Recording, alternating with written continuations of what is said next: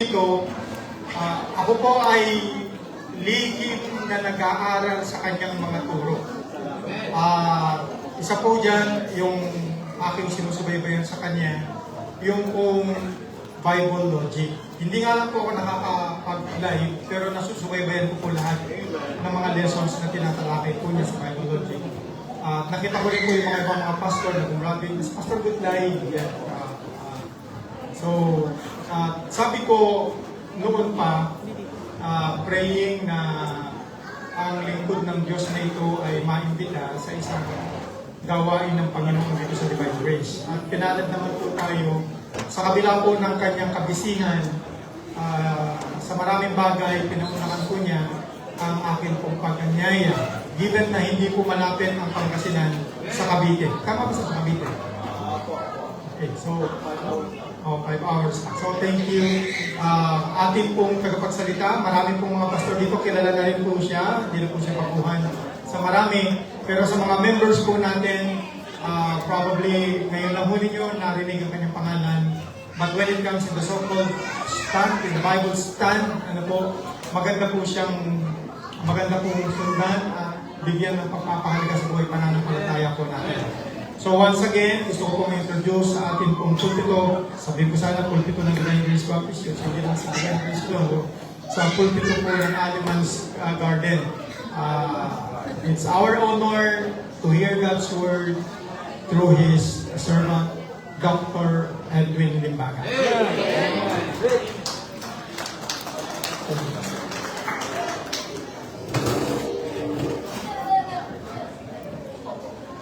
Salamat po. Magandang umaga po. At napakalaking pribilehiyo ang makatayo po sa inyong harapan. Lalong-lalo na may mga pastors na naririto. Hindi ko lang po alam kung ilang beses na akong dumalaw ng Pangasinan. May mga ilang tao na umukonsulta po sa akin dito. Ano po? Naisip ko po kasi na maging pagpapala hindi lamang sa pagbibigay ng mensahe. So,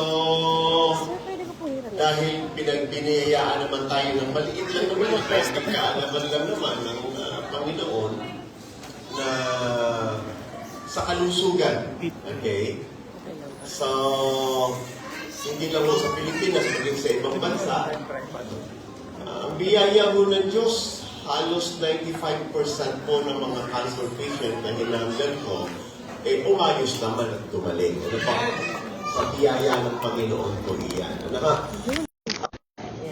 Kalusugan ng mga lingkod ng Diyos. Okay? Alam nyo, ang pastor po, napaka-stressful ng buhay. At yan po yung isang bagay na sana ay kaming mga pastors, matutunan namin i-handle. So, ini-explain ko po, meron po akong health coaching. Okay?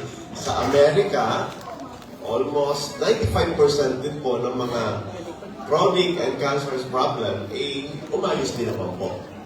So, sa biyaya po ng Diyos, from time to time, may kausap po ang mga pasyente sa US, maging dito rin po sa Pilipinas. And then, mga kapatid, alam mo rin i-share sa inyo kung bakit ipinanganak ang Bible Logic course. As a scientist, ito po yung naging malaking puzzle sa akin. I was awarded as an excellent Filipino inventor last 2018 by almost 64 countries by God's grace. And it's really humbled me so much because whatever achievement we have in this planet Earth, it's all by the grace of God. Amen. Kasi maganda naman yung sinabi ng Bible Ano po? I can do all things through Christ which strengtheneth me. So kung may talino man tayo na ipinagkaloob ang Diyos, hindi para ipagyabang, kundi para ipaglingkod ng may pagpapakumbaba. Nung isang pandemic po yun, that was 2020 December, nung dineclare na po yung ating lockdown, sabi ko, nakaka-boring naman ang buhay nito. Hindi ka lalabas ng bahay. I was meditating. Sabi ko, bakit kaming mga pastor, pagdating sa doktrina, nag-aaway-away? Pag may kilala kang 5 pastor, May limang doktrina kang madirinig. Iba-iba yung bawat pagtingin. Bakit kako itong mga scientists, hindi ko naman nakikita nag-aaway-away. Why? Because one of the scientific protocol is you have to prove your view. Right. Ano mo, bago yan tanggapin. Man. Ang tao po, hindi, sa doctrine, hindi. So what I did, gumawa po ako ng guidelines, scientific guidelines, to arrive to a correct biblical interpretation. So gumawa, may mga laws po akong isinet in order, hindi po to interpretation of the Bible, but guidelines how to arrive to a correct biblical interpretation. So guideline po yan. So may mga rules akong inilagay, scientific rules po yan, laws na mag-guide sa'yo. Halimbawa po, just give you an example as part of my introduction bago ako mag-pray. Kasi bakit to? Dito po naliligaw ang marami. Okay, gusto ko naka-live ito. Man. Bakit po? Para matinig ng mga kaibigan Yes. natin. Man. Lalong-lalo na po yung mga hyper-Calvinist. Man. Okay? At ako po'y publikong humahamon sa kanila na magkaroon mo ng exchange of knowledge and ideas. Kasi bakit? Halimbawa po, I've been hearing the definition, philosophical definition of God's sovereignty. So when I say philosophical definition, you are simply trying to define a biblical God's sovereignty in a philosophical manner. Yes. Okay? So therefore, I created a law that will guide us. Ano po yan? Kasi po, when you speak of logic, that is, you are talking of philosophy. Logic has a characteristic of absoluteness. Logic is absolute.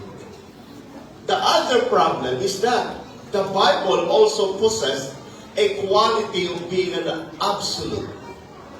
So ngayon, nilagay tayo sa isang situation that logic and Bible are both absolute. Ngayon, what will be our conclusion? Are they equal? Magkapantay ba ang logic at ang pagiging absolute ng Bible? So therefore, if it is true that they are equal, we can equate logic as also the Word of God. Kasi only the Word of God possesses a quality of being absolute. Yes. But since logic already claimed to be an absolute, therefore, equal sila. Or, if they are not equal, how can we identify the distinction of the two? Kasi bakit? Tandaan niyo po, ang Calvinist definition of God's sovereignty are purely philosophical, not biblical. Then, paano natin lalagyan ng distinction?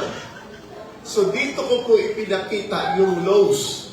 Now, listen to this. The absoluteness of logic is only on the process. Kaya, logic is called an absolute correct process. Okay? So, take note of that. Kasi, if you apply logic as the process, it is always an absolute correct process. And the other side, the Word of God or the Bible also possess a quality of being absolute, but it is an absolute truth. Amen. Nakuha niya? Man. Man. Lahat ng nakasulat sa Bible, totoo. So wala ho tayong question doon. Right. Yes. So therefore, if logic is an absolute correct process, it should be applied in order to extract the intended meaning of the Bible as an absolute truth. Okay. So ngayon, pinakita ko yung arrangement ng dalawa. This is the Bible, which is an absolute truth, and this is the logic, which is mas mababa siya sa Bible because he is just an absolute process. So whatever definition of the sovereignty of God, which never aligned to a biblical teaching, is always remain a philosophical and inferior to a biblical definition. Laging pinakamataas po ang Bible. Amen. Okay? So, therefore, because the Bible possesses an absolute truth, listen to this. The Bible is governed by the law of intended meaning. Right. Amen. That every word in the Bible has an intention or a message na nais iparating ng Diyos sa tao. That's why I argue with the belief only, and I pray to God, lumaban sila ng public debate. Kahit online. And I argue with their definition of the word. That's why they deny prayer. I'm not preaching yet. I'm just giving you the background. I'm just giving you an idea of how to extract how to interpret the Bible. Because yung ginagawa po ng believe only is this. They don't believe in prayer because it is work. They don't believe in receive because it is work. Okay? So every time na makita nila ang word na believe sa Bible, they never accept it as work because it is belief. The only problem and the biggest challenge they have is this. Ang word na believe is verb. So how come you deny the action if it is verb? Ang noun po, faith. Hindi ho, ang believe po is an action word. Pangalawa, sabi ko sa kanila, ang nagiging problem natin, eto. Kasi ginagamit nila ang Romans chapter 11 verse 6, if it is of grace, it is not of work. If it is of work, it is not of grace. Dinefine nila yung word na work in a general meaning. Okay, let me give you in a general meaning both scientific and humanistic and philosophical definition of work. Okay, halimbawa, listen to this. Pinupush ko ito. Ito, pinupush ko. At hindi siya nag-move. Will it be considered work? No. Because nothing's moved. So work is that something must move in order to be considered work. Okay? Ang question ko lagi ay, if I will agree with your general meaning of the word, how will you believe in order not to be considered work? Sa isip lang? If you believe sa isip lang, still considered your work kasi nagpa-function ng brain cells mo. Amen. Categorize siya as work. In order for that belief not to be classified as work, it should be freeze. It should freeze. Walang nagwo-work, walang gumagalaw. In order to be considered not work, in a philosophical understanding and definition. Nakukuha niya? Amen. So, if belief is verb, and it is in the mind, still it is work. Because your brain cells is working. Right. If it does not move anything, then it's not work. Yun po yung philosophical understanding, but that is not a biblical understanding. Why? Because every time the Bible mentions the word work, you need to be governed by the second law. Ano po yun? Ng Bible interpretation. that the Bible is governed by the law of intended meaning. Ano ang intention ng Bible? Bakit sinulat niya ang salitang work sa Romans chapter 11 verse 6?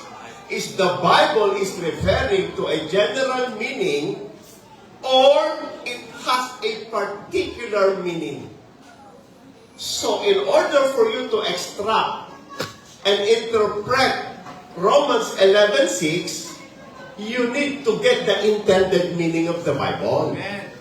Is it a general meaning or the Bible used the word work in a particular meaning? So yun ang law of intended meaning. Now listen to this carefully. Now at least nadidinig nila yung argument ko. Every time the Bible used the word work in the Bible as governed by the law of intended meaning, listen to this. It is always refers to the work of the law. Obedience to the Old Testament law. Not prayer. Amen. Not faith. Not acceptance. Why? Because yung tinutukoy na word ng New Testament ay ang obedience to the work of the law. Grace can only be contrast to the works of the law. Not to the work in a general definition. Introduction pa lang po yun. Hey! Kasi bakit po? Ang dali mong pumasok ni Satanas sa loob ng church. Yes. Grabe. Kaya lagi kong tinatanong, paano ka mag-believe? Okay, so anyway. So, dapat alam natin, so gusto ko maunawaan nyo. I am the author of the Bible Logic. I created those laws to govern our understanding on how to extract the intended meaning. Kasi bakit po? Okay, another thing. As part of my introduction, kasi hindi pa naman ako nagbabasa ng Bible. Amen. Why is it the definition of hyper-Calvinism when it comes to God's sovereignty are purely philosophical and not biblical? Kaya panoorin niyo po yung, I think it's more than an hour, na itinuro ko po yung biblical election. The word biblical election based on what is the intention of the term election. Not based on the definition of the semantic meaning. What is a semantic meaning? Semantic meaning is simply mean how you define the term. Both on your humanistic understanding. When you speak the word election, it's not the same as selection.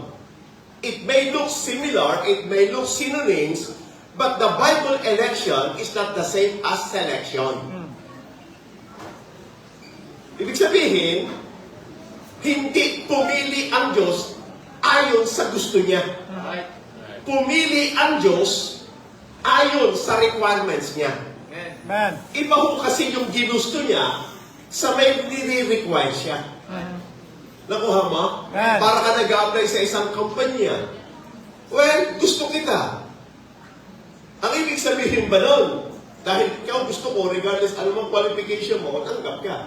No, may requirements ang Diyos eh. Basahin niyo ang Bible.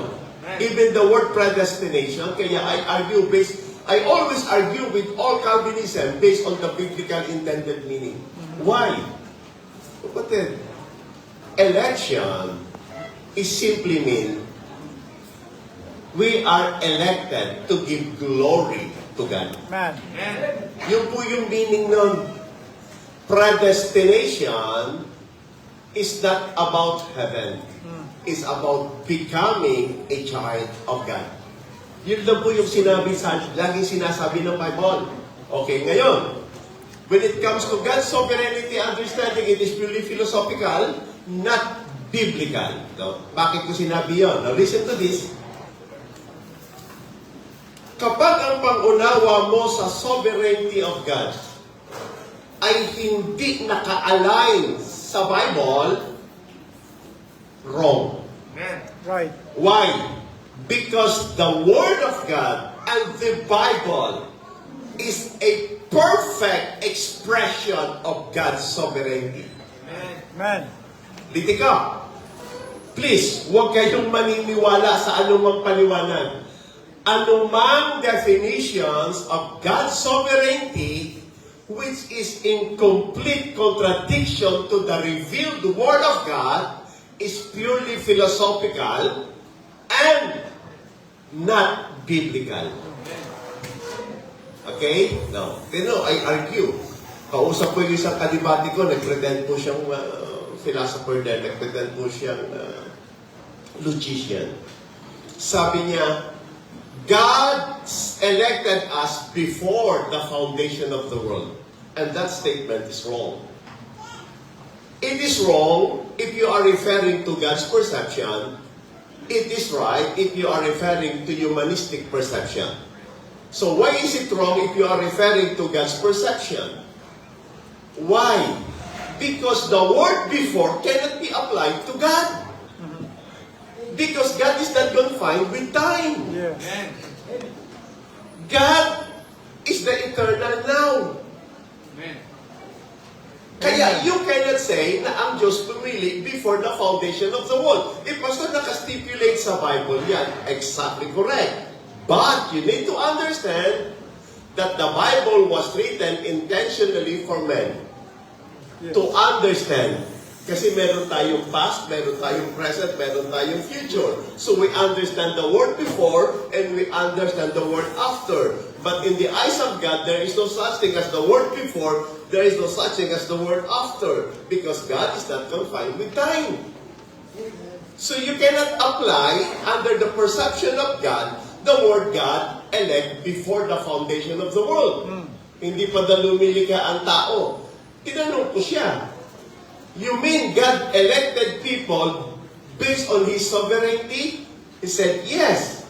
Now listen to this. If God elect before the foundation of the world, therefore I assume wala pa siyang kinikreate. Tama, di ba? Wala pa siyang kinikreate. Nag-iisa pa lang siya noon. And therefore, because you are using a philosophical definition, tell me, how can an individual who exists alone can be a sovereign? To whom he was sovereign? Hindi naman pwede kung tatlo sila as person, hindi pwede yung isang person pataas sa isang person because that is the only way for him to be sovereign. Eh since may equality yung tatlo at mag-isa ka lang, how can you be sovereign? Eh wala ka pang creation. So therefore, tama ang Bible definition. According to His foreknowledge. Amen.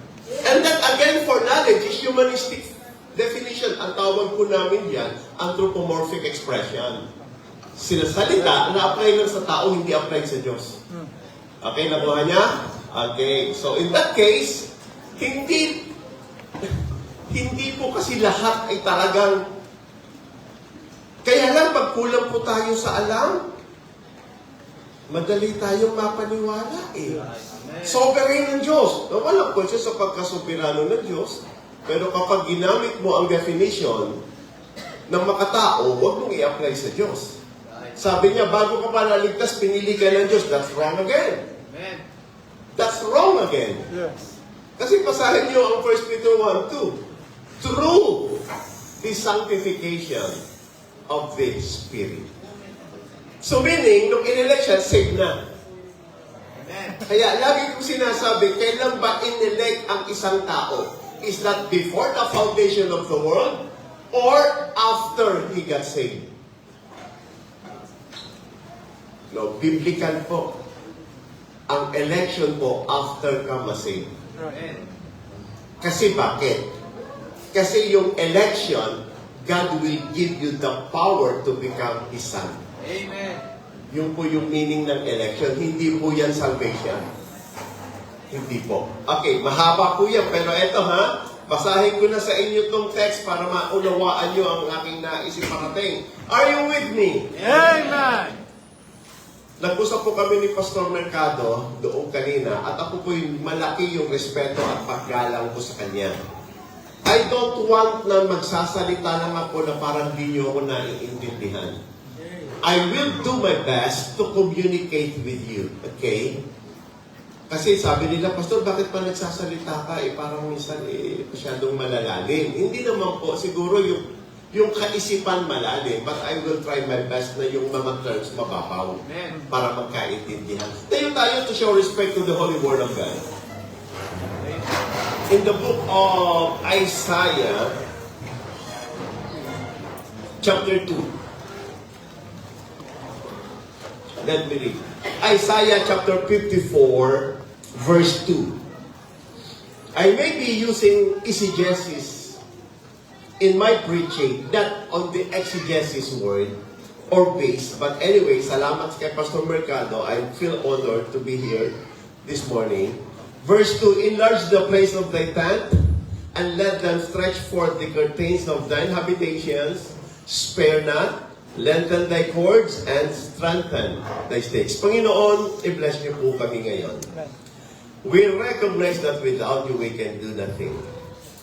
But we also recognize that through you we can do all things. Lord, kayo po ang kumilos, kayo po ang mangusap. The main objective right now is to strengthen the church. Doctrinally, to strengthen the church in service, Yes. to strengthen the church in fellowship. Yes.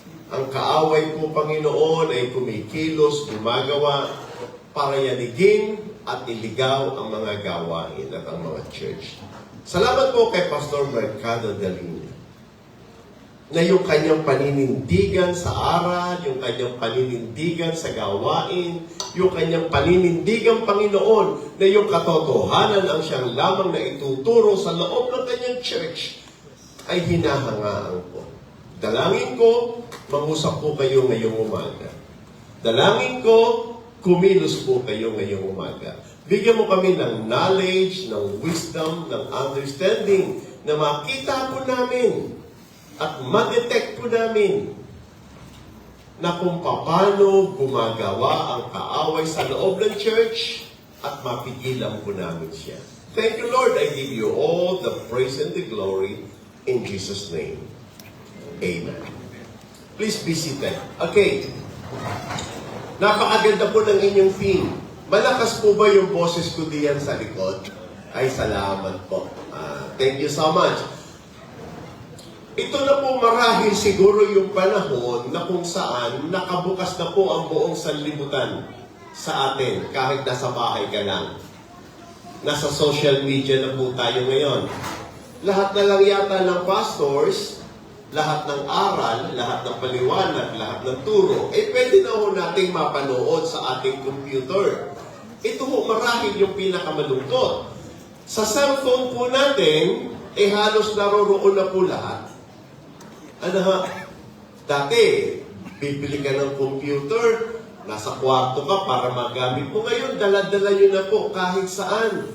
Ang nakakalungkot po ngayon ay ang dami po, hindi ko alam siguro, meron pa ba ngayong wala ng cellphone? Hindi na nga uso ang load ngayon eh. Ang uso na po ngayon, messenger na lang eh. Ano po? So lahat po ng kabataan, they can now access the network. Okay? So yun po yung nakakatakot. Yung number one pong aking ipinag-aalala ngayon is kapag hindi po kayo equipped o doctrinally grounded, Yes. madali ho kayong mailigaw ngayon ng mga paliwanag. Yes. That's right. Kasi gumagamit po sila ng mga talata. Uh-huh. Okay? At kapag kulang po kayo sa kaalaman, kulang po kayo sa karunungan, ang gawain po ng Diyos ay naililigaw na po ngayon. Yes. Tingnan niyo po kung paano po, alam niyo po, si Satanas po napakasakal. Listen to this. Hindi ho nagbago ang paraan ni Satanas. Panahon pa ho ng Garden of Eden, yung effective way kung paano niya nadaya sa Eva at si Adan, hanggang ngayon yung pa rin po ang nagwo-work. And listen to this, Christian. still the most effective, the most powerful technique of Satan still working nowadays. And that is what? Deception. Nadadaya pa rin po ang napakaraming pastor. Nadadaya pa rin po ang napakaraming mananampalataya. Nadadaya pa rin po mga kapatid. Huwag niyo pong sabihin na kayo ay may sapat na kakayanan para pigilan yung mga aral na mali. O para i-entertain. Kasi bakit po? Magagaling po pumasok sa loob ng church para iligaw. Ang number one na tatarget po nila ngayon, mga pastor. Yes. Okay? And let me give you a test. Just a test. And I will try my best to explain. Actually, nung tinanong ko po ito, I was shocked sa naging result. Okay? But just a test. Be honest. Ilan sa inyo ang naniniwala salvation is by grace alone? Taas nga po kamay. Sige nga po, kayo mahiya. Ay, naman talaga eh. Sa mga Christian, grace alone. Di ba na? Okay. Halos lahat ng puntahan ko, iisa yung pagtingin. Now listen to this. That is purely Calvinistic. Pastor, bakit?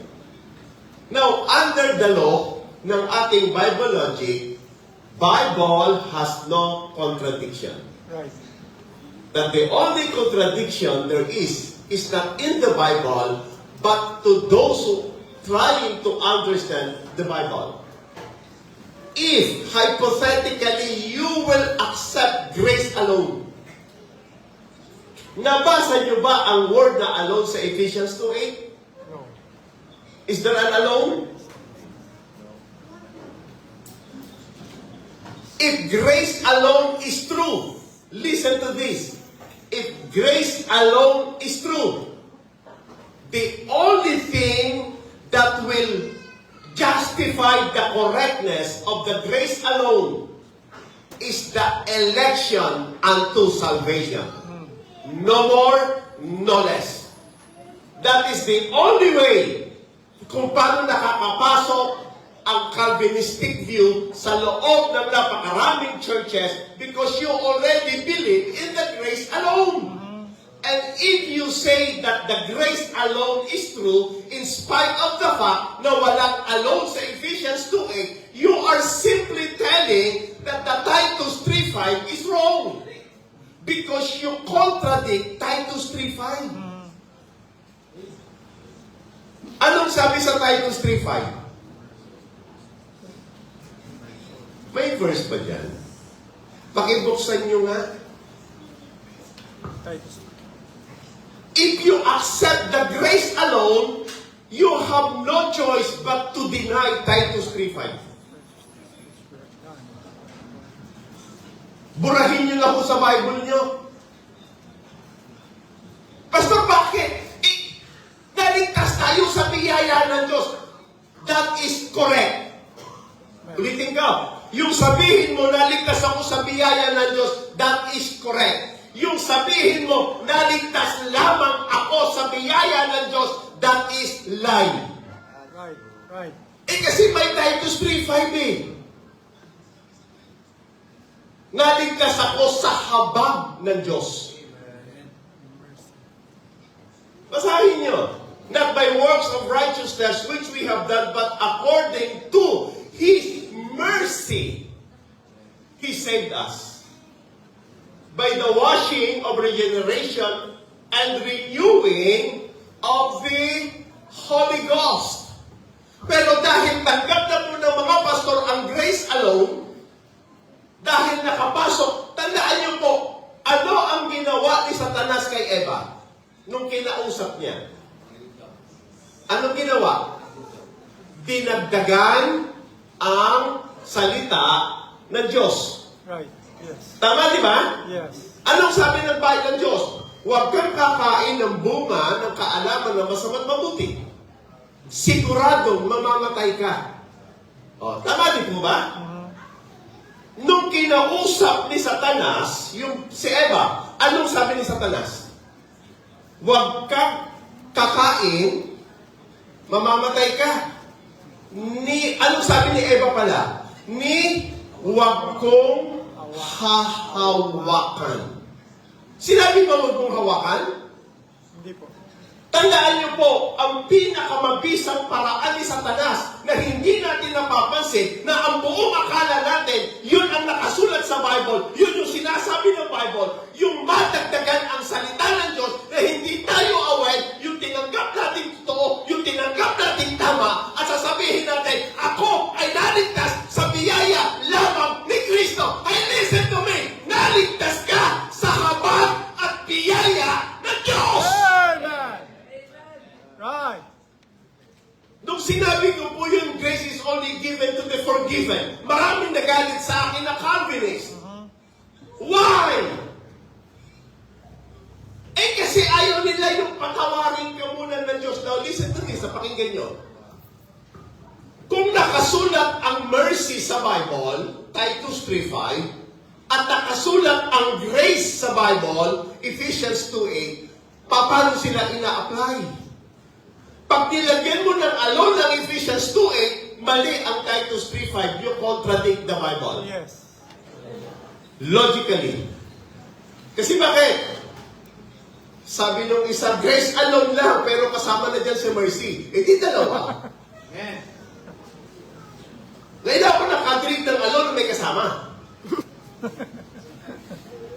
Ang liwanag sa 1 Timothy 1:2. Pinaghiwalay ang mercy and grace. Ang liwanag sa 2 Timothy 1:2, pinaghiwalay na naman ang mercy and grace. No, ngayon, huwag mong dagdagan ang salita ng Diyos, pero alamin mo bakit isinulat si mercy sa Titus 3:5 at bakit isinulat si grace sa Ephesians 2:8. Ang trabaho mo bilang pastor, ang trabaho mo bilang mananampalataya, unawain ang mensahe ng salita ng Diyos. Wala tayong karapatang baliwalain ang isang talata at tanggapin lang yung isang talata. Parehong nakasulat sa Bible yan.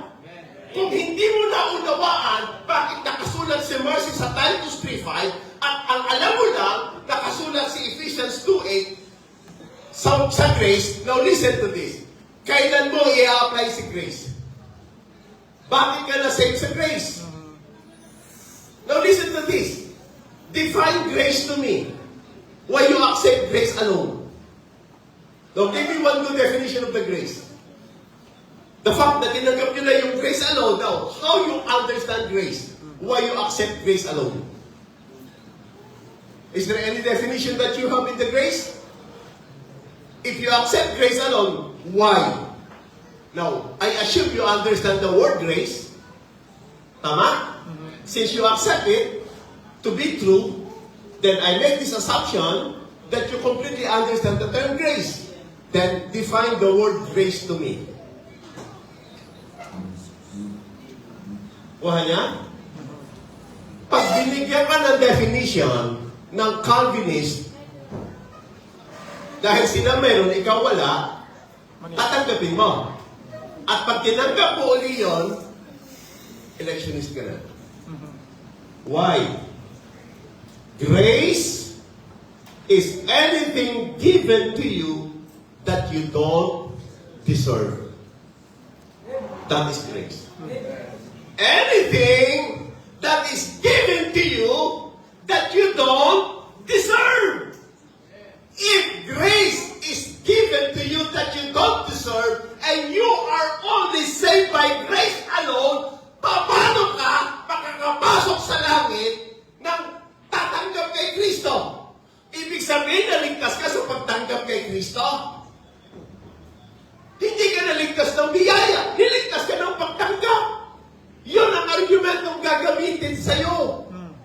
Kung niligtas ka ng biyaya lamang, at ang biyaya ay ang bagay na anything, you cannot add anything to it, because grace alone, and listen to me, and you don't deserve it, paano ka papasok sa langit? Maliban, piliin ka ng Diyos na makapasok sa langit. Yan po yung paliwanag. Kaya po, hey, listen to me, ayaw ng Calvinist ang Titus 3:5. They hate Titus 3:5. Why? Because only Titus 3:5 will require repentance. Amen. And they hate it so much. Now, listen to this. Now, para maunawaan niyo po in grace and mercy, eto po yan.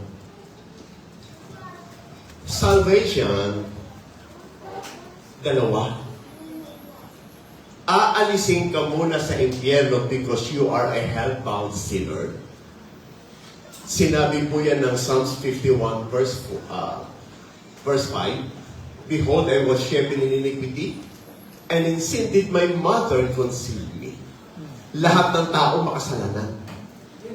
Sa sinapupunan pa lang ng kanyang nanay, makasalanan na po yan.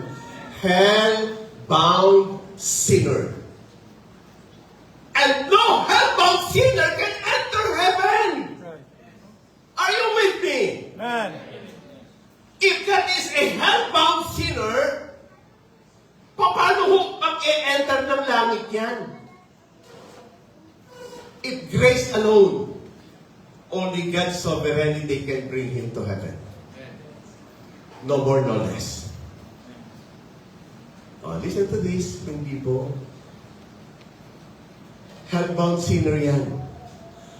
Para mawala ka sa impyerno, kailangan lagyan ka ng habag ng Diyos. That's right. At yung habag ng Diyos ay ipinahayag niya sa pamamagitan ng pagbibigay ng kanyang buktong na anak. Amen. Listen to this. Ang grace and mercy ay nasa ilalim ng love of God. For God so loved the world that He gave His only begotten Son, that whosoever believeth on Him should not perish, but have everlasting life. Jesus is the expression of the mercy of God. That's why Jesus died at the cross. Jesus is the expression of the grace of God. That's why whosoever believeth on Him should not perish, but have everlasting life. God, Jesus, is both the expression of the mercy of God and also the expression of the grace of God. Amen. Kaya nga siya namatay sa krus para bayaran ang kasalanan. Kasi bakit? Dahil si Kristo ay habag ng Diyos. Na dapat tayo ang mamatay sa krus. Na dapat tayo yung magdusa ng kamatayan. Pero sa habag ng Diyos, ibinigay niya ang kanyang bugtong na anak. Ang nakinig kayo sa akin, yung habag ng Diyos ay eto. Ang sino man sa kanya'y sumampalataya. Amen. Ibibigay ko yung habag ko. Ano yon? Na hindi ko na siya papayagan pumunta ng impyerno. So ang pagsampalataya sa Diyos, mga kapatid, hindi ka iniligtas ng pagsampalataya sa Diyos. Iniligtas ka ng kamatayan ni Kristo sa krus. Pero yung pagsampalataya mo kay Kristo ay paraan para ibigay sa iyo ng Diyos ang kanyang habag. Amen. Yun yung meaning nun. Amen. Ngayon, so yung habag, yan ang nag-alis sa iyo sa impyerno. Okay? Amen. Kaya nga ang sinasabi ng Bible, repent eh. Pastor, ang repent, change of mind. I agree! And that is the exact definition of the word repentance. But the main question is this, saan ka mag-change ng mind? Saan? Magbago isip mo mula sa kasalanan patungo sa kabanalan. A change of mind is simply mean a change of direction.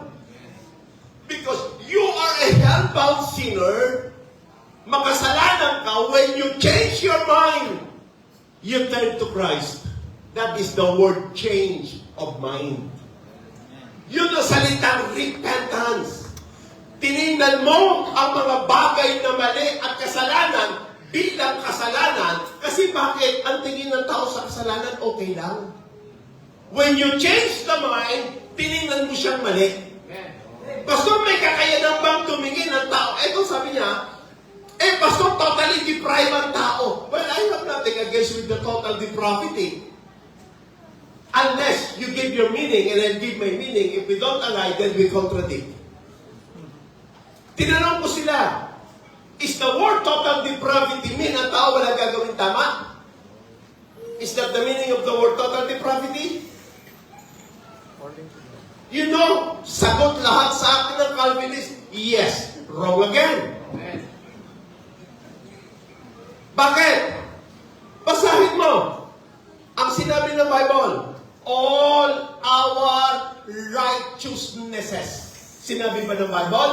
Ang ginagawa ng tao mali, gumagawa ang tao ng tama. Ang sabi ng Bible, hindi makaabot sa kaluwalhatian ng Diyos. Hindi sinabi ng Bible na ang tao ay gumagawa ng kasalanan at lahat ng gagawin ng tao ay puro kasalanan. Ang tao gumagawa ng mabuti, gumagawa ng tama, hindi makaabot sa kaluwalhatian ng Diyos.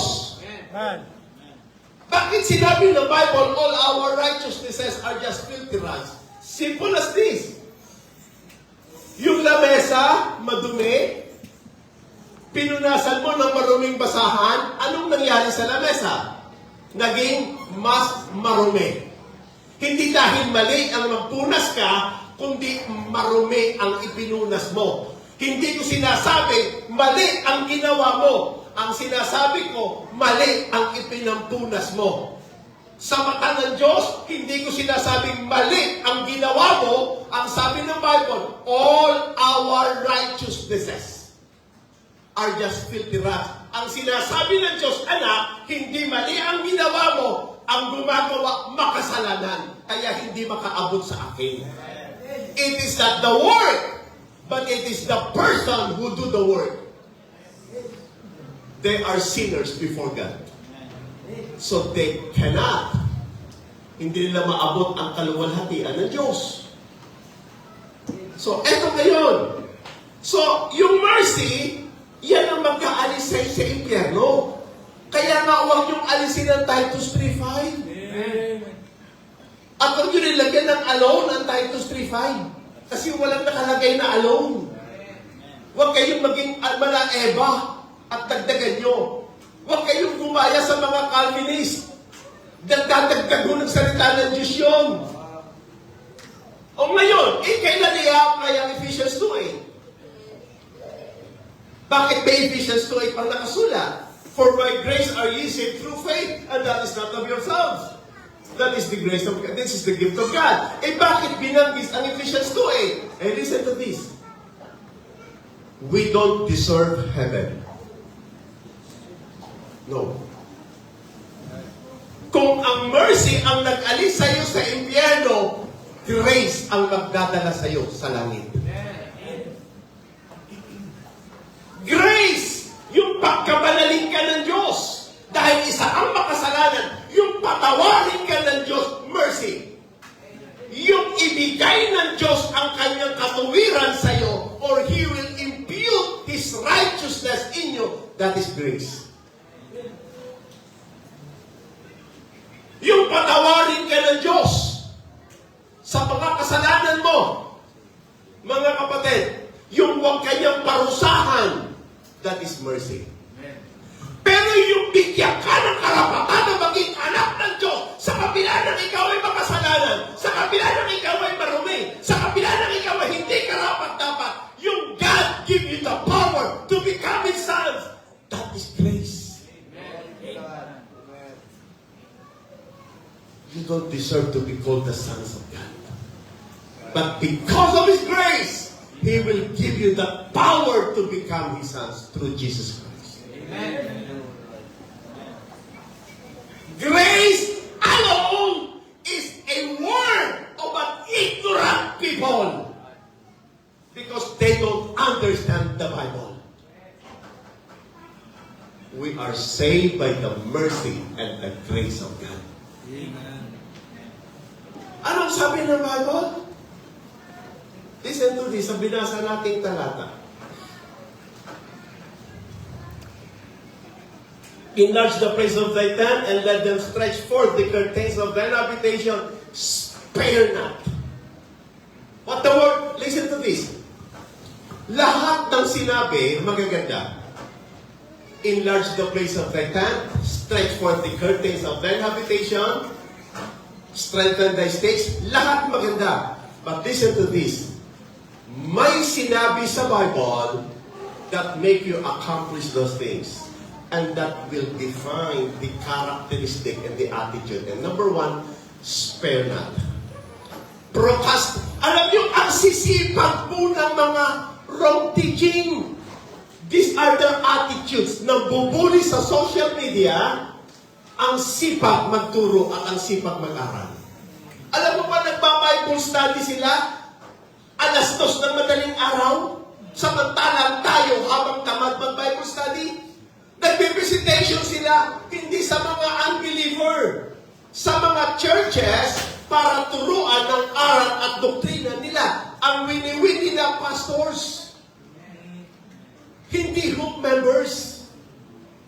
Pastors yung pinapasukan nila.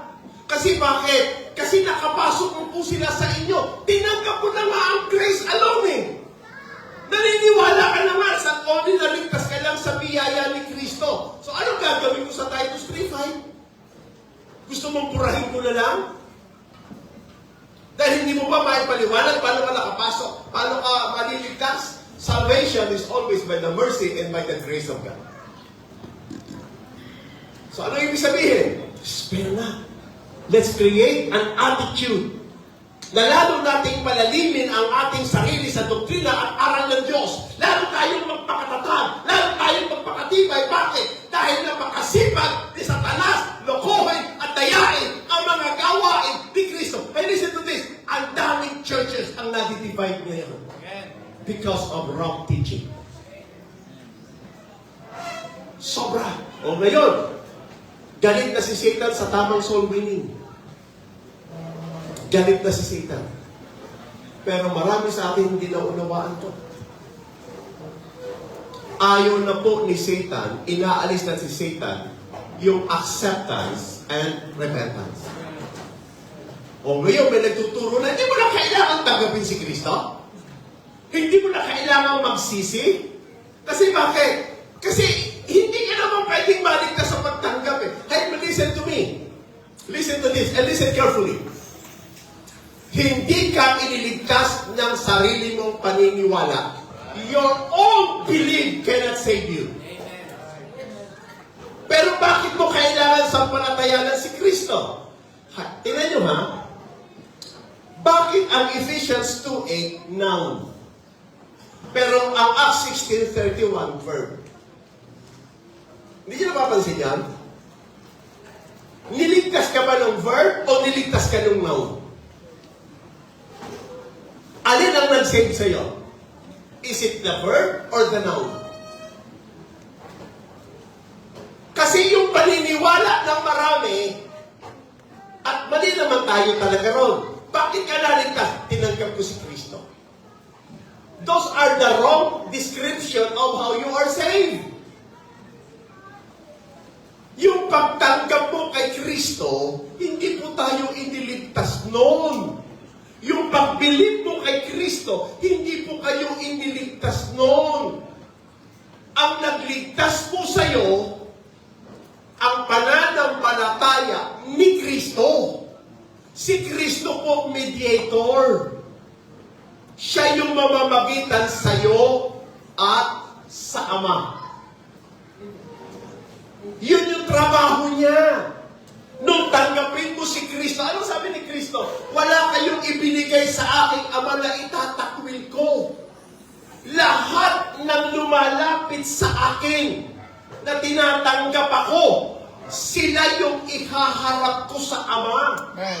Mamamagitan ako sa kanila.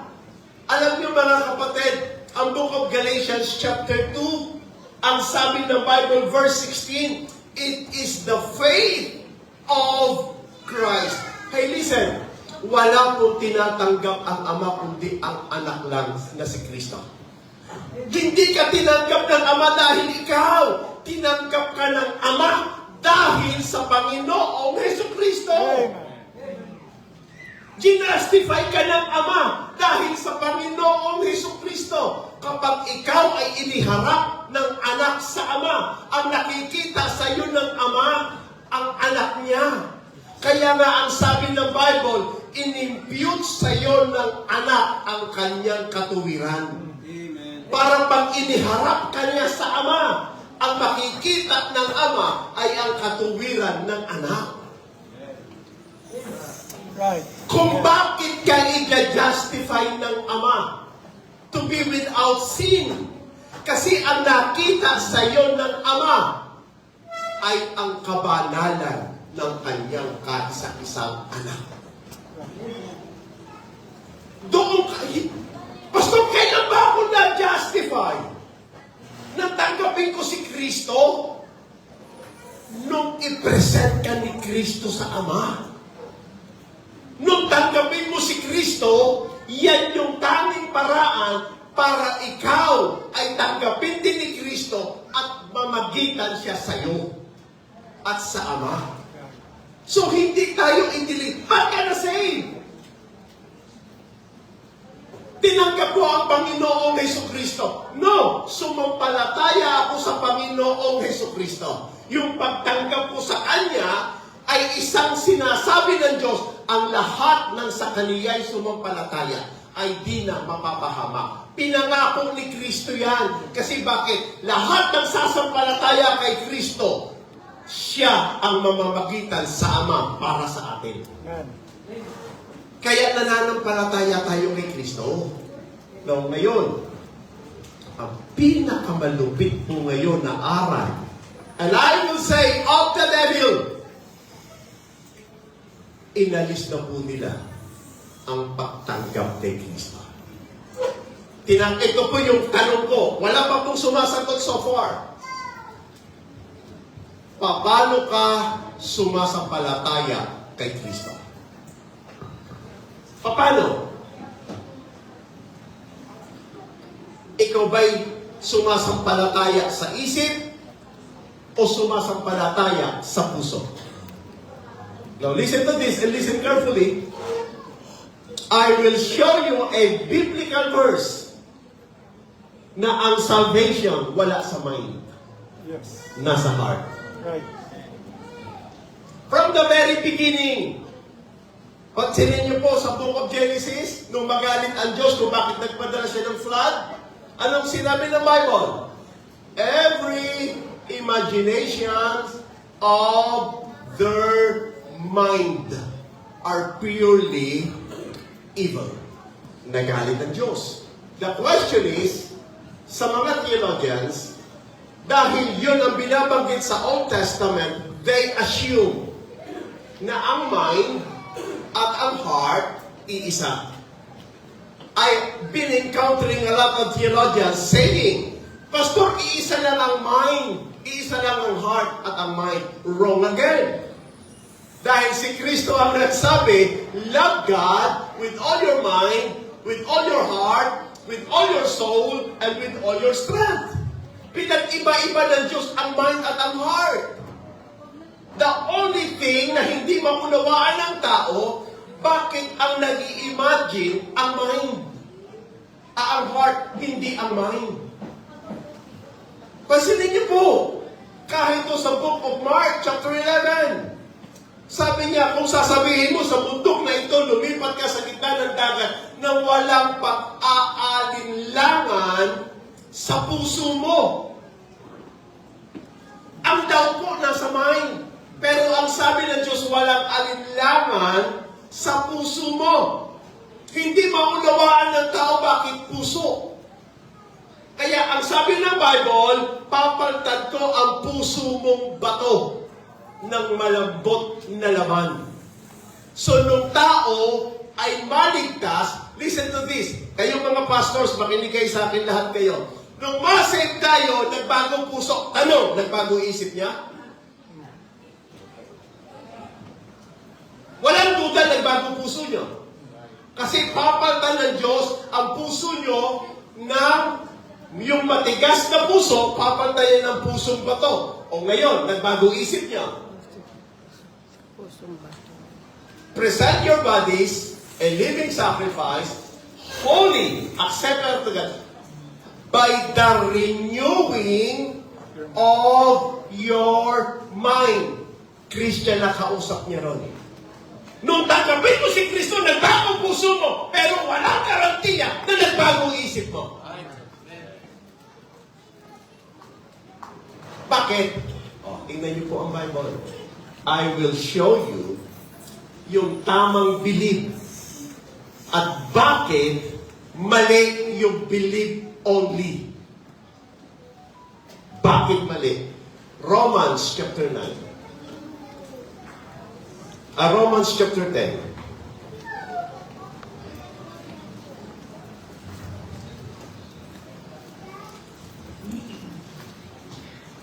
Book of Romans chapter 10.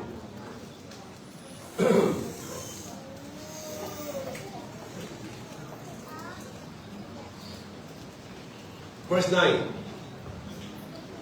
If thou shalt confess with thy mouth and shalt believe. Saan ka magbibilib? In thine heart. And thou shalt believe in thine heart. Napansin niya? Puntahan niyo yung verse 10. Dito malinaw sa verse 10. For with the heart man believeth unto righteousness.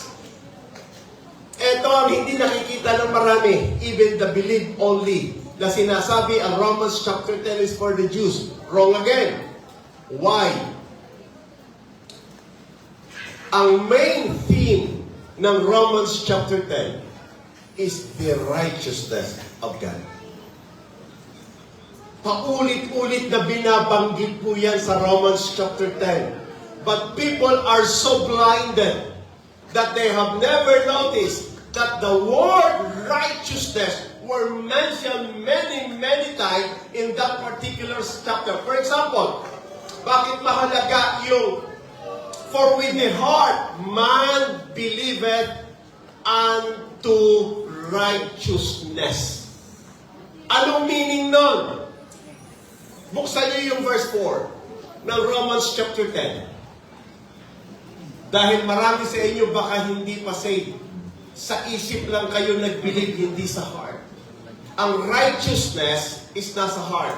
Sabi ng verse 10, for Christ is the end of the law for righteousness to everyone that believeth. Buksan nyo uli yung verse 10 para makita nyo yung righteousness ibibigay sa sino mang sumasampalataya. Tama? Buksan nyo uli yung verse 10. Ang sabi sa verse 10, for with the heart man believeth unto righteousness. Saan siya nagbibilib? Sa heart. Hindi sa mind. It should be the heart. Bakit? Kasi ang heart is desperately wicked. Ang sin nasa heart, wala sa mind.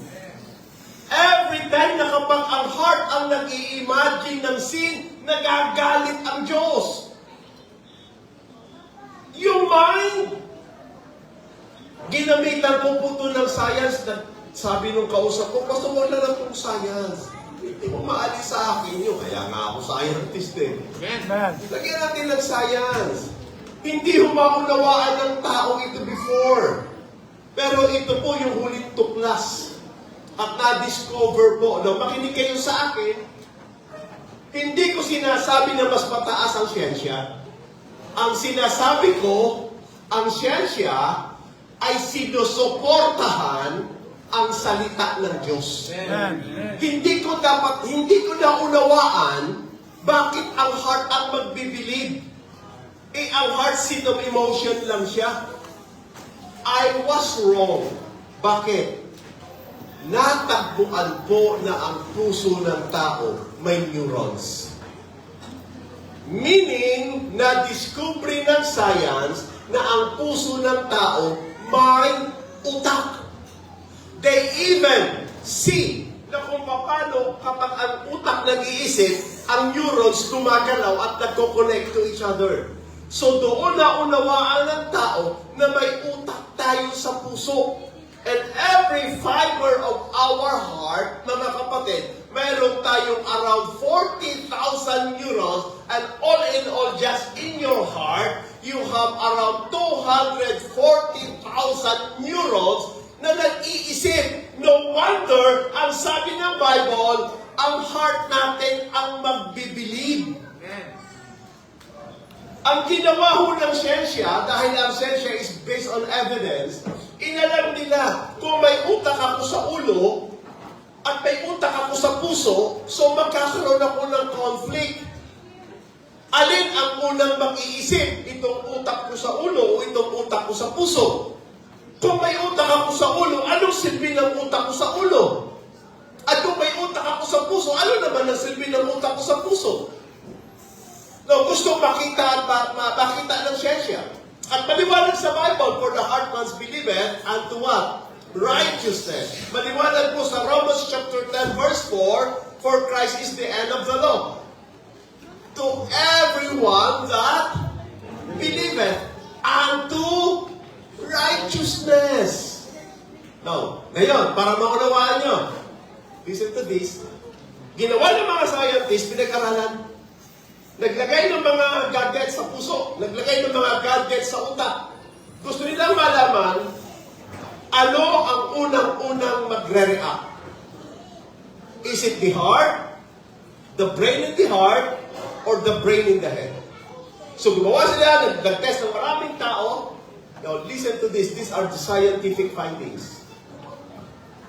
Ang utak natin sa puso ay 10 seconds advance kung mag-react compared sa utak mo sa ulo. Nag-react na ang puso mo, hindi pa nagre-react ang utak mo sa ulo. So, inalam nila ano yung purpose ng utak ko sa puso at ano ang purpose ng utak ko sa ulo. Kung 10 seconds advance na nag-react ang utak ko sa puso, para saan ang utak ko sa ulo? Natuklasan ng mga scientists na dito sa ating likod ng pinakababa ng ating utak, nakatagpo sila ng lines of neurons na kung tawagin po yan reticular activating system. That reticular activating system, nakakunik po yan sa ating spine. At yung spine natin, nakakunik yung kanyang mga nerves sa ating muscles. So naunawaan nila how the brain function sa head and how the brain function in the heart. What dictates the brain in the head is your brain in the heart. Sinasabi ng brain mo sa puso mo, ano gagawin ng brain ng utak mo. Let me give you a good illustration. Nung naglalakad ka, nakakita ka ng ahas. Ang unang magre-react puso mo, hindi ang utak mo sa ulo. Okay? Pag nag-react ang puso mo, ang unang sasabihin ng puso mo, ahas yan. Poisonous, mamamatay ako dyan. The heart will dictate the brain in the head. I-process mo, anong klaseng ahas yan. So everything that you hear, you touch, you see, you feel, yung 5 senses mo, naka-register sa brain mo. Then the heart will tell your brain, sa study mo, anong state yan? Eh, nung makita mong gumanon, tapos lumapad yung leeg, based sa data ng brain mo, cobra yan. It's a very poisonous. But the heart responded 10 seconds first. And then sabi ng heart, process the data sa brain mo. O then, cobra yan. Yun ang base sa napag-aralan ng utak mo. But the heart react. Sabi ng brain ngayon, poisonous yan. Then what will be the first reaction now? Run as fast as you can. So the brain in the head will dictate all the nerves in your body to start running. Why? Because that is the purpose of the brain. Listen to this. Your brain in the head is only to process a logical reasoning. But your brain in the heart, yun ang sinabi ng Bible, believe in the Lord Jesus Christ. It does not accept logic. Yun yung sinabi ng Bible, if you have faith as the grain of mustard seed, and you say to this mountain, be thou removed, and be thou transferred into the sea, without doubting in your heart, walang pag-aalinlangan sa puso mo, na mangyayari yung sinabi mo. Kasi bakit?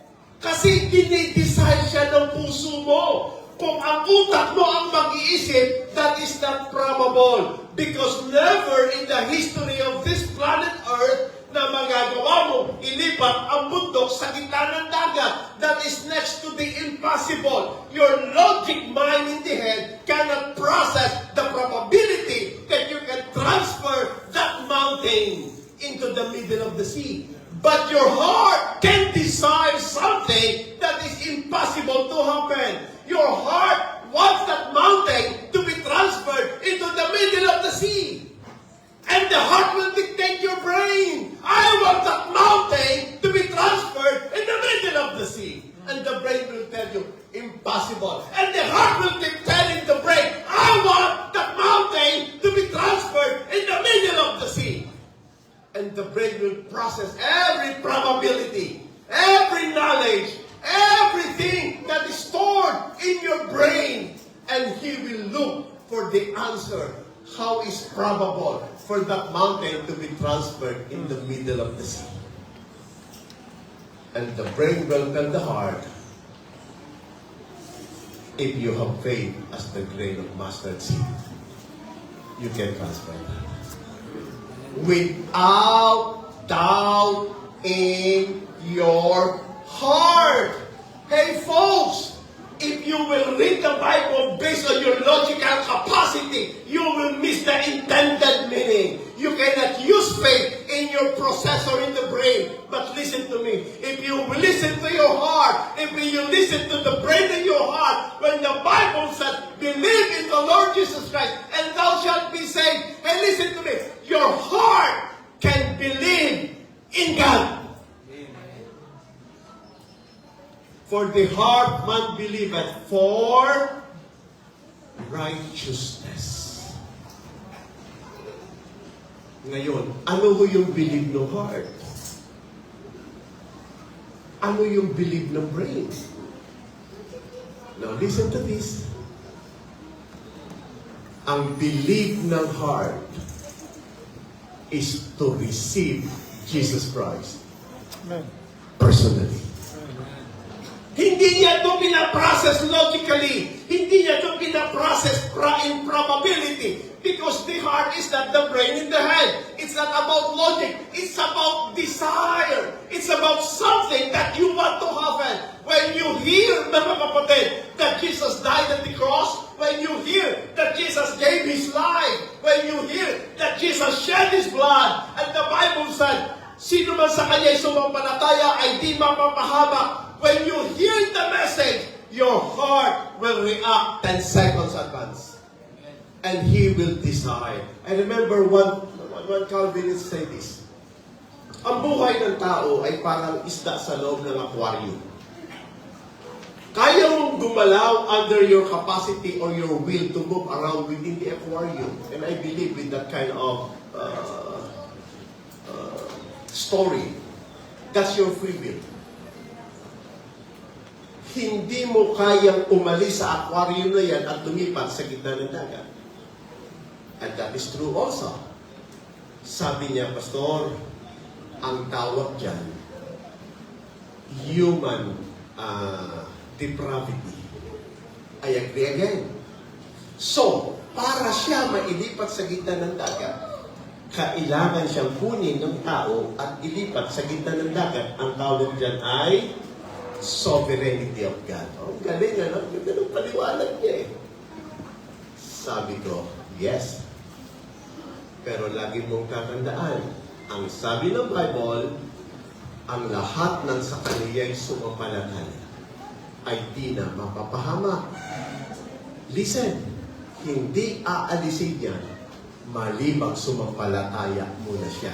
Hindi man niya kayang alisin ang sarili niya sa aquarium na yan, pero titiyain ko sa iyo, kaya niyang gustuhin, kaya niyang pangarapin, kaya niyang naisin, dahil yun lang ang hinahanap ng Diyos. Yung gustuhin mo, hindi mo kaya, pero gustuhin mo dahil kaya ng Diyos. Pag ginusto mo.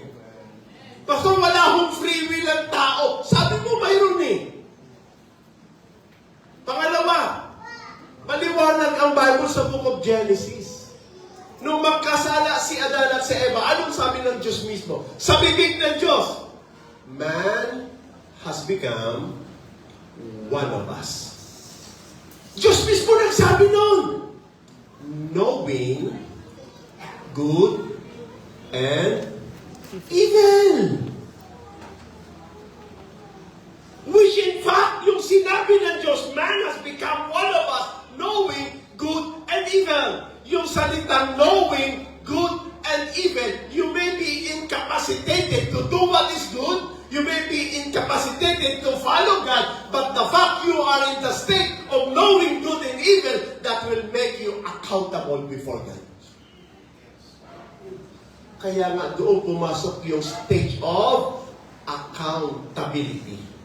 After man become knowing good and evil, immediately the stage of accountability entered. Tama niya? So ano gusto kong ipakita sa inyo? Dahil napakarami po ngayon ng mga maling aral na hindi mo daw kinakailangan tanggapin si Kristo dahil daw ang pagtanggap ay gawa. Makinig ka sa akin. Ang tanging belief ng heart is to receive the Lord Jesus Christ. Amen. Ang belief ng mind is different. Ano po yun? Is to accept the truth. Ang belief ng heart is to trust and put yourselves in the hand of God. Pastor, mayroon bang receive? Okay, I will show you. Ginamit ang receive and believe as the same thing. Acts chapter 2 verse 41. Book of Acts chapter 2 verse 41. I'm closing in.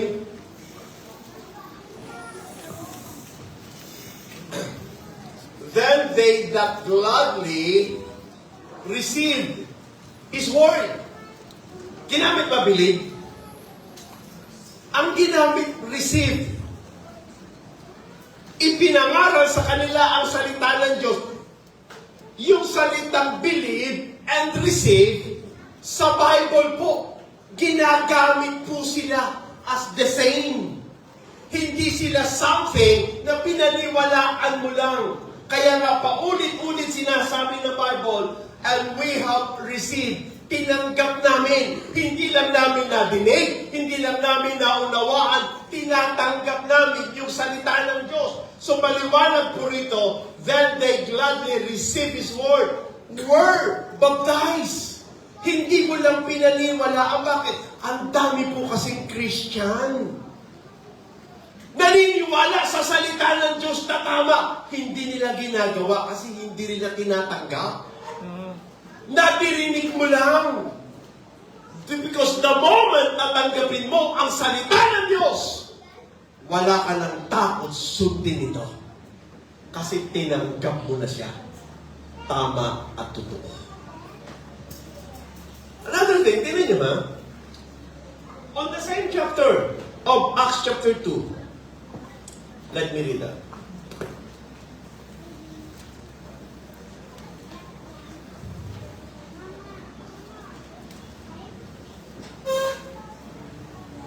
Verse 40, okay? Verse 42, and they continued steadfastly in the apostles' doctrine and fellowship and in breaking of bread and in prayers. 43, and fear came upon every soul, and many wonders and signs were done by the apostles. 44, and all that believed. Sino yung all na yun?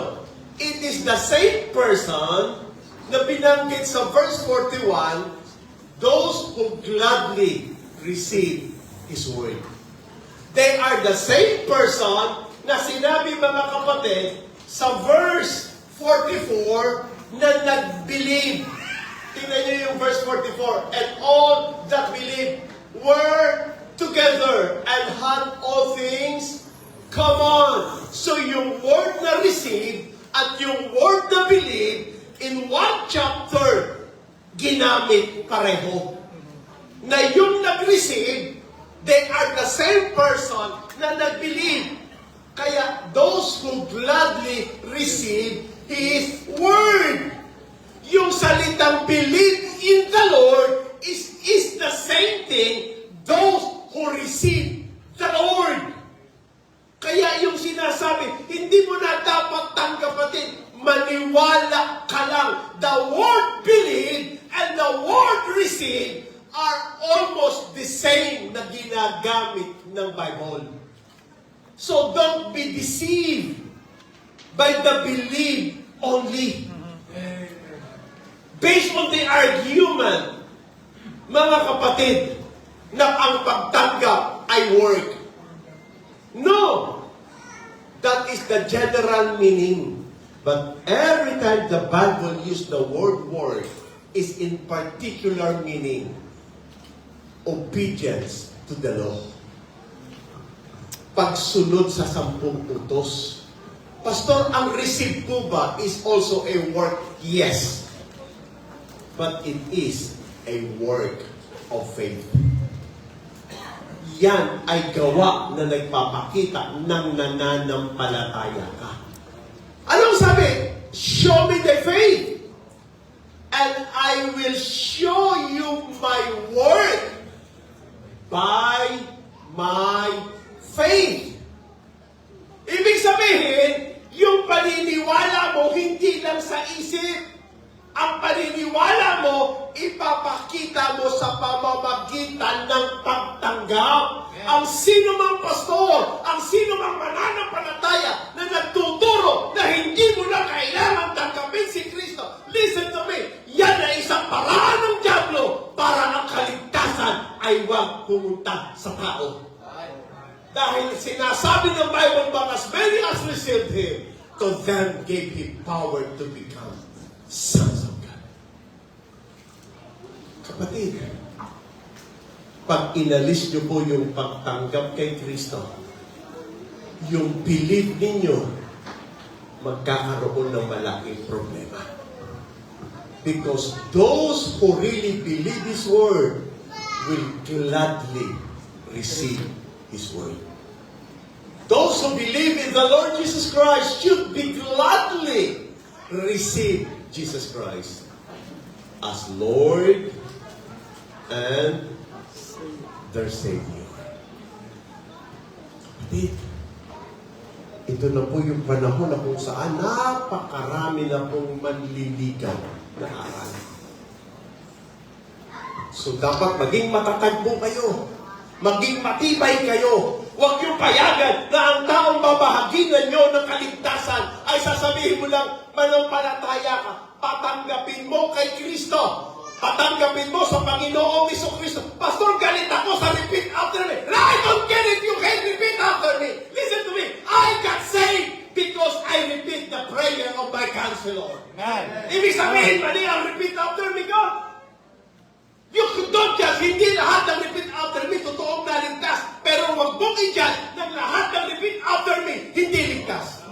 Sabi ng isang pastor, naligtas ako hindi sa repeat you sure you are saved? Kung believe only ka lang, gusto mo mag-debate tayo, patunayan mo hindi ka ligtas. Why? Because the Bible synonyms ang believe and receive. If you don't receive the Lord, you only believe, I can guarantee you 100% you are not saved. Based on what the Bible says. O baka naman nag-receive, hindi mo lang alam. Tama niyo? May mga na-save, hindi repeat after me. Yes, I agree. But I can assure you, they received the Lord. Right. Amen. May mga na-save sa bahay lamang. Yes, I agree with you. But I'm sure they received the Lord. It may not be in repeat after me, but listen to me, you cannot be saved without accepting Jesus in your heart. Amen. Pastor, I hate repeat after me. Well, it's up to you. Pwede kang mag-share ng walang repeat after me. Pero itiyakin mo sa akin na patatagpipin sa Panginoong Jesucristo yan. Because you believe and receive is the same. Kaya nga, action word ang believe. Kaya nga siya verb. Hindi siya work of the law. Siya ay work of faith. Ang sabi nila, hindi ang John 1:12 sa mga Hudyo. Well, I have no question with that. I can never argue with you with the fact that John 1:12 was written for the Jew. But what the Bible says, the gospel was preached first to the Jew. Amen. Ngayon, if John 1:12 is only applied for the Jew, are we a children of God? Hindi! Kasi hindi pala atin yun eh. Pero bakit tayo anak ng Diyos? Why is it we have the power and why we claim that we are children of God? Because of John 1:12. Pastor, so you finish exactly to the Jew first. Unang ipinangaral. Saan? Sumunod. Samaria. Saan pa? To the uttermost part of the earth. Kung ipinangaral sa mga Jew, ang sino mang tumanggap kay Kristo, ibibigyan ng karapatan na maging anak ng Diyos. Same thing na gospel na ipinangaral sa ibang lugar hanggang sa uttermost part of the earth. Hanggang ngayon pinangangaral natin na ang sino mang tumanggap sa Panginoong Jesucristo ay bibigyan ng Diyos ng karapatan na maging mga anak niya. Kaya nga ina-apply pa rin sa atin ang pagiging anak ng Diyos hanggang ngayon. Amen. Pero tama na ang John 1:12, unang ibinigay sa Jew. Pero ipinangaral to the uttermost part of the earth. Amen. Kaya huwag niyong i-argue yung to the Jew. Yes. Ang tama, to the Jew first. Unang ipinangaral sa kanila. Alam niyo mga kapatid, you should be a defender of faith. Amen. Kaya yung tayuan at kaya yung turugin. No? Ito yung huling tanong ko. Kapatid, tama rin po sila, agree po ako. Pastor, ang dami pong nirepeat after me, hindi naman talaga saved. Yes, I agree. Katulad nyo rin, na marami kayong tinuruan ng believe only, hindi rin saved. Parang ganito lang yan eh. Nung mamatay yung isa, ginawa niya lahat ng relihiyon sinaluhan niya. Sabi niya kung religion ang magsisave, ay sigurado palangit ako. Kasi bakit? Eh, kasali ako sa lahat eh. Di ba? Ang huling sinalihan ko, believe only. Eh, nung namatay siya, sabi niya, teka muna ha. Bago ko pumunta sa langit, kay San Pedro, taangayan mo na ako ng impyerno. Aba, sumilip, sabi niya, Satanas! Sabi niya, Satanas, ano yun? Sabi niya, okay, sa impyerno ba ang daming believe only? Sabi niya, Satanas, lahat! Tayo muna, believe only ako. Hindi, sumali din ako sa Calvinist eh. Elek ako sigurado. Elek ako. O, Satanas! May mga Calvinist pa dyan! Marami! Abay, hindi mo na may Calvinist din eh. Aba, ito malungkot. Ay, ito Baptist mayayabang to. Sila talaga ligtas. Eh, Baptist ako eh.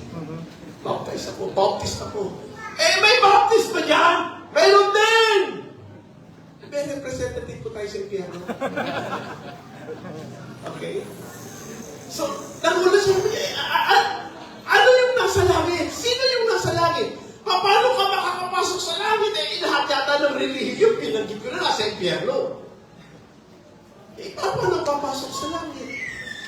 Alam niyo mga kapatid, wala pong paraan makapasok tayo sa langit maliban sa Panginoong Jesucristo. Amen. Pero kung ang pananampalataya mo ay sa isip lang, ang sabi ng Bible, by heart must believe it unto righteousness. Right. Yung righteousness po doon ay the imputed righteousness of Jesus Christ. Amen. Kapatid, marami sa atin dito lang po naniwala. Hindi rito. Isang pastor na po siya. Teacher ko pa siya sa Bible school. Magaling na pastor. One day, nagpipreach siya at sabi niya, kapatid, balikan niyo sa inyong alaala na kung kayo talaga'y tumanggap sa Panginoon. Dahil kung talagang kayo tumanggap, nalimutan niyo man ang petsa, nalimutan niyo man ang taon, nalimutan niyo kung kailan niyo tinanggap, pero tinitiyak ko, maaalala mo ang pangyayari na tinanggap mo. Balikan mo, dahil kung hindi mo maalaala kailan mo tinanggap ang Panginoon, meaning, hindi mo pa siya tinatanggap. Kapatid, bigla siya nag-freeze. Na-blackout siya. Yung pala, during that time, bumabalik na yung isip niya sa nakaraan. Binabalikan niya, kailan niya tinanggap ang Panginoon. Anak siya ng pastor. Lolo niya pastor. Laki siya ng Sunday school. Sabi niya, kailan pa tinanggap ang Panginoon? Wala hong siyang marikon. Pastor na yun, ha? Habang nasa pulpito siya, tumigil siya ng invitation. Bumaba siya ng pulpito. Pumunta sa harapan, tumayo. Tapos lumuhod. Nagulat lahat ng miyembro. Sabi niya, ano nangyari? So lahat ng member nakatingin sa siya lang mag-isa nag-forward. Lumuhod siya. After the prayer, bumalik siya ng pulpit niya. Sabi niya, members, I just got saved today. Ngayon lang ako naligtas. Sa haba ng panahon, lumaki ako ng Sunday school, memorize ko ang preaching ng tatay ko, alam ko lahat. Pag nagpipreach siya, kasama ko, alam ko yung message niya, kaya kong ulitin ang message niya. But never na naalala kong tinanggap ko si Kristo. I believe every preaching of my father. But never in my lifetime I received Him as my Savior. And this morning, I got saved. Pastor na po yun. At ang sabi niya, now, I am a novice. Sabi ng Bible, hindi pwedeng magpastor ang novice. So, I resigned. Umaalis na ako ng pulpit ko. Nagkagulo ang church. Kasi bakit? Wala na silang pastor. Kasi bagong ligtas yung pastor nila eh. Novice eh. So, kinausap niya lahat ng members. Magaling yung mga diakono. Pastor, ang salita pong novice, baguhan. Hindi sinabi bagong ligtas. Baguhan. At ang sabi ng Bible, may naunang nahuli at may nahuling nauna. Kayo po yung nahuling nauna. Ngayon lang naligtas, pero matagal ng pastor. Hindi na namin kayang tawaran yung knowledge mo, yung experience mo, pero bata ka pa. Well, tama naman yun. And I think you don't resign. You stay as our pastor. Nanatili po siya pastor. Pero ang malungkot, bagong ligtas na pastor. Nakakalungkot po yan. Marami sa atin, uma-attend ng church, nagustuhan ng preaching, maganda ang preaching, lumago sa aral, lumago sa doktrina, kapatid, hindi na nampalataya sa puso. Check your heart. Baka hanggang dito nyo lang tinatanggap si Kristo. Because salvation is in the heart. In the heart, man believeth unto righteousness. Tayo po tayo lahat. Panginoon, I have expressed an attitude of urgency. Sabi mo, spare na. Spare na. Ang kaaway ay kumikilos at gumagawa sa napakaraming churches. Samantalang kaming mga pastors ay nagpapabaya. Napakaraming churches ang nahahati ngayon. Napakaraming churches, Panginoon, ang natitinag ngayon. Lord, we need the guardian of faith. Kailangan namin ng mga pastor na talagang poprotektahan ng kanyang mga tupa. Kailangan namin ng mga pastor na talagang ituturo ang buong katotohanan sa kanyang church. Napakarami na ngayon sa panahon ito, Diyos. Ang mga aral, paliwanag na napakalayo na po sa Bible. May mga aral na hindi mo na dapat tanggapin si Kristo at doon po ako higit na nangangamba, O Diyos. May mga aral na hindi mo na kailangang manalangin pa. Dahil lahat daw yan ay mga gawa. Panginoon, maliwanag ang salitang gawa sa Bible. Because grace can only be contrast in the works of the law. The Bible speaks of the work in a very particular meaning, and that is the works of the law. Faith requires acceptance, repentance. Kaya, Panginoon, kung talagang ituturo namin ang kaligtasan, yan ay ang pagtanggap sa iyo. Ang tunay na pananampalataya, hindi lang pinaniniwalaan si Kristo Diyos. Bagkus tinatanggap niya na si Kristo ay Diyos ng buhay niya.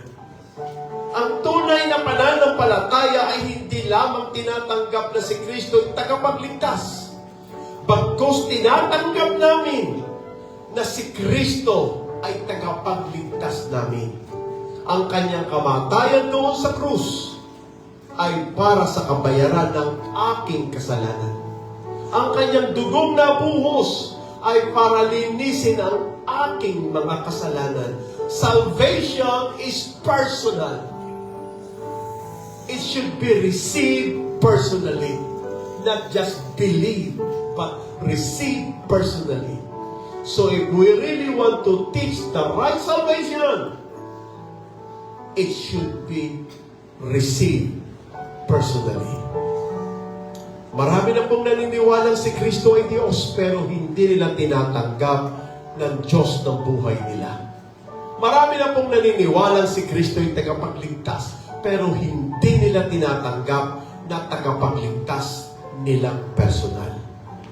Ang tamang pangangaral ng kaligtasan ay ang personal na tinatanggap mo si Kristo bilang Diyos mo at personal na tinatanggap mo si Kristo bilang tagapagligtas mo. Hindi mo lang siya paniniwalaan. Kapatid, ang pagkilos ng kaaway ay hindi biro sa napakaraming gawain ngayon. Kung paano tayo dinadaya ng dyablo, maraming churches ang nasisira, maraming churches ang nai-split, maraming pastors ang nadadaya. We have now the moral obligation to study deeper, study harder, and preach with power the Word of God. So we need more committed young people, committed pastors, committed Christians, that they will defend the truth. Kapatid, may I ask you, as the Lord leads you, to promise God you will stay, you will stand, and you will teach the truth of the Bible. Tawagin po natin si Pastor. Sa ating pong pagpapatuloy sa ating pong ninilay-nilay na mga mensahe na ating pong narinig, praying na sa puso po natin na enlighten ang bawat isa sa atin, lalo na sa mga kapwa ko pastor. nakita natin kung gaano kaliwanag ang prinsipyong ipinangaral ko sa atin. Nais ko pong magbigay ng invitations ng dalawa. Sa una, para po doon sa mga bisita namin, sa puso mo gusto mong tanggapin si Jesucristo bilang Diyos sa tagapagligtas ng iyong buhay. Sa iyong kinatatayuan ngayon, you can raise your right hand and we are going to pray for you. May lalapit sa iyo mga counselor. Ibibigay sa iyo ang kapaliwanagan. Gusto mong tanggapin si Jesus bilang Diyos sa tagapagligtas ng iyong buhay. Huwag po kayong mahiya. You can raise your hand. Mahal po namin kayo. Gusto po namin kayong makasama hindi lamang dito sa lupang ito, kundi maging doon sa langit na bayan. Because the Lord Jesus Christ, sabi kanina ng preaching, He is willing to offer you to the Father. Anyone? Second invitations para po sa mga mananampalataya. Kasama na po para sa mga pastor. Siguro una sa mga mananampalataya. Nakita po ninyo at narinig ninyo ang mensaheng patuloy na nagbibigay hamon sa atin to stay on the right track, to stay on the right doctrine. Gusto mo ba ito, kapatid? Kung ito ay nasa puso mo, nais kitang kanyayahan dito sa ating altar or even to the aisle, just go to the aisle and we will pray for you. All Christians, lahat ng mga mananampalataya, gusto po ninyong manindigan kayo sa doctrine na stand na meron kayo. Why not to say yes? You can go to the altar or you can go to the aisle for the pastors. Alam nating lahat, mga kamanggagawa ko sa Panginoon. Maraming beses, sugatan na tayo. Maraming beses, kino-confuse na tayo. Alam natin lahat ito na ang tanging dahilan is to destroy the work of the Lord. But now, gusto natin mag-stand sa katotohanan. I can invite you also dito sa altar. Members of the church, member of Divine Grace Baptist Church. Kasama kayo sa invitation. You can go to the aisle, you can go to this altar, and we will pray for you. Salamat po, Panginoon, sa mga mananampalataya nagpunta sa aisle dito para makipagtagpo sa iyo. Ang bawat puso po namin ngayon, O Diyos, ay nagkaroon ng settlement. Lalo na doon sa mga aral na gumugulo lang ng buhay namin bilang mga mananampalataya. Lord, maraming salamat po sa inyong lingkod na itinayo dito sa likod ng pulpitong ito. Salamat po sa kanyang buhay. Salamat po sa kanyang paninindigan. Salamat po sa matapang na pangangaral ng salita ng Diyos. At ito ang kailangan po namin, Panginoon, sa panahon na ito. Bigyan po ninyo kami ng marami pang mangangaral na titindig sa katotohanan ng inyong salita. Salamat sa inyong pagkapala. Salamat, ikaw ay nandiyan dyan para sa amin. Patuloy mo kaming yakapin, patuloy mo kaming gabayan at pakibayan. Lahat ng ito, aming Ama, iniluluhod namin ng pagpapakumbaba sa mga pangyarihang pangalan ng aming Panginoong Jesus. Amen. Is it that please? I call the Lord.